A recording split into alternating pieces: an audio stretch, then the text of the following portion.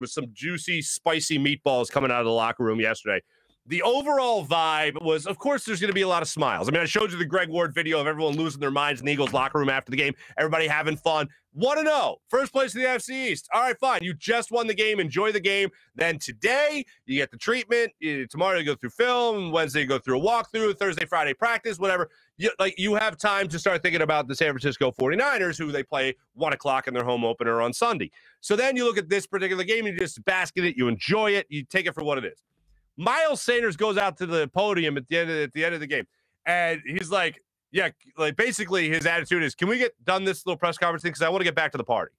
Like, you got to love that. You got to respect that because it shows these guys are having fun together. And there are so many different things that went into the chemistry of this team. Yeah, a lot of these guys have been around each other. The offensive line has been around each other a lot, and that's great. But overall, you listen to the first thing about this particular game, which actually came out, I believe it was Sunday morning, and I first saw it from John Clark of NBC Sports Philadelphia when he put out the story about the Eagles having a very intense meeting right before the game, the night before the game, excuse me, while they're all in Atlanta. And apparently it was emotional. Nick Sirianni got emotional in this game, or in this meeting. He's showing clips of himself in high school, showing movie clips, showing clips of old players and whatnot. And then he asked his team, he said, hey, why don't you guys embrace? Why don't you guys bring it in? Why don't we get a little close? We're family here. Why don't we get a little close? We're a little family here, right? So Lane Johnson was on the postgame show, live postgame show with myself, Derek Gunn, and Devin Caney. And this is what he had to say when it came to the meeting that the team had prior to showing up for the game on Sunday.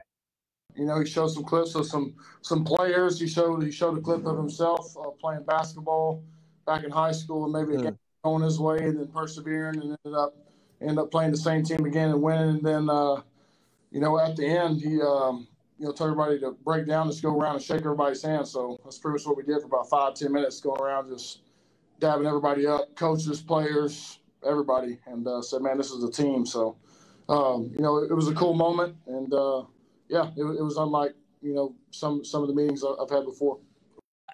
I'll tell you right now, I know a lot of people will always, it's the chemistry stuff doesn't matter. That's high school Harry stuff. One of the things I learned from the Eagles Super Bowl run is sometimes chemistry is the special thing on a football team. It's not necessarily always having the best players. It's not necessarily having the best game plan. A lot of times if you have, and this will sound so high school Harry, but one of the things I learned from that Super Bowl run was if you get guys to unite under a certain message, underdogs, for instance, those guys will play through anything. Whether it's a Hall of Fame left tackle getting hurt, whether it's your starting quarterback who's having an MVP season get hurt, if you have every guy on that roster buy into the same mentality, that's chemistry. That's where you start to overcome a lot of things that no one's expecting you to overcome. Like nobody predicted that the Eagles were going to have a blowout win in week 1. I mean, Marcus Hayes was on with us a week ago, and he said 12 wins, and people were like, wow, what an idiot. And like, I still think that they could win 9-10 games. And my official prediction yesterday on Twitter, I put it in writing, was a 9-8 season. And it just feels weird to say because of the 17-game season. But that's what I got them at, 9-8. And they go out yesterday and they get a blowout win. Nobody predicted that. Nobody saw that coming. And yet they did it. You know why? Because that's why they play the games. Because there's other things that go in there than just talent or just being good. A lot of it has to come down to a team playing together, and that's what the Eagles did yesterday. So off to a good start. And the chemistry that Nick Sirianni has kept going, I think, because I think it was still good chemistry under Doug Peterson because that was the best thing that he did. If Nick Sirianni can have the locker room chemistry that Doug Peterson kept in this locker room, and we all got to wait till they face adversity to see how this chemistry really comes together and see how strong it really is. But if he can be that guy that can be that great of a leader and then also at the same time be a good strategist, a good game planner, a good play caller, then wow, that's going to be one hell of a mix. That's going to be one hell of a first-year head coach for the Philadelphia Eagles, so I'm excited about that. Lane also talked about Jalen Hurts while he was on with us in the live post-game show on 6abc.com, as well as Jacob Media YouTube channel as well. Here is Lane Johnson when I asked him about Jalen Hurts and the way he was in the the way he was in the huddle. Cool, calm, collective. I mean, really, like every time I talk to y'all, I mean, it's really range. I mean, really is his demeanor, everything stays really consistent, and that's what you need in a quarterback. And you can see, having him back there, it mixes it up for the defense. The guy that can run, that can make plays with his legs. It puts defenses in a debacle. So he did a great job. I like that, putting him in it gives him quite the debacle. I can't tell you enough how much I just enjoyed this quarterback's performance. But to hear from Lane Johnson that he just was cool in the huddle, calm, collective, as he said, that's what you want. I don't think Lane's ever going to come out and say, man, that guy was frazzled. I don't know what the hell he was doing. He looked terrified the entire time. He looked me in the eyes, and I looked back at his, and it was like, there was fear in that man's eyes. He looked like he wanted to run home to mama. No, not in this particular case. On the road, the team is really yours for the first time. See, that's the biggest difference. It's not that he started 4 games before. It's that he started his first game yesterday knowing this was his team, knowing this was his job for the foreseeable future.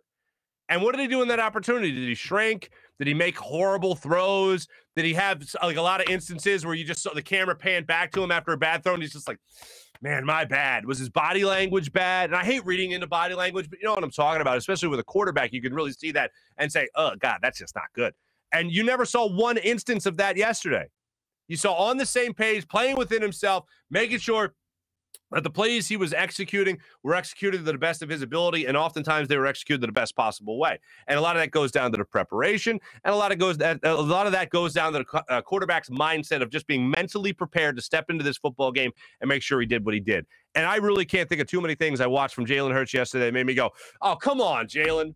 Really, it was everything that he did in this game was well within himself. There was not one instance where I went, ooh, that's going to cost you. It was heads up, smart football by your quarterback. And that's the ultimate. That's what you have to ask from every time. And then, not to mention, what was he, 18 of 24 for 264 yards and 3 touchdowns? Come on. You can't ask for much more.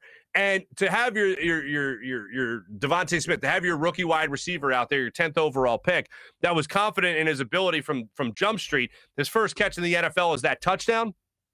And you listen to him after the game. This is when Devonta Smith knew he had that touch. By the way, all this post-game sound is brought to you by the great people at Rothman Orthopedics. Rothman Orthopedics.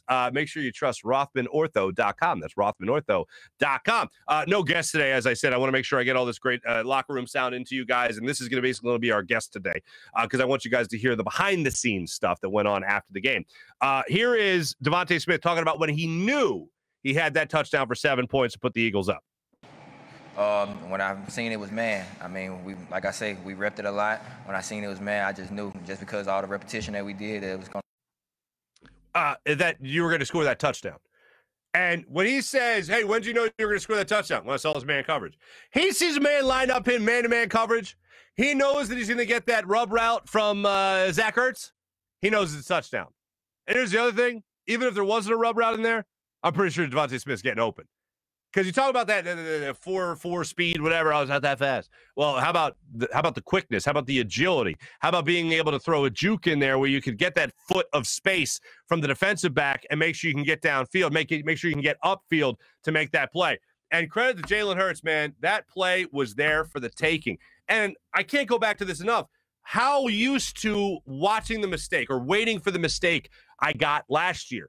And throughout this game, after the defense came up and bent but didn't break in the first half, as I said before, I felt like they were going to do anything they could to right this ship, and I wasn't feeling like I was waiting for the mistake anymore.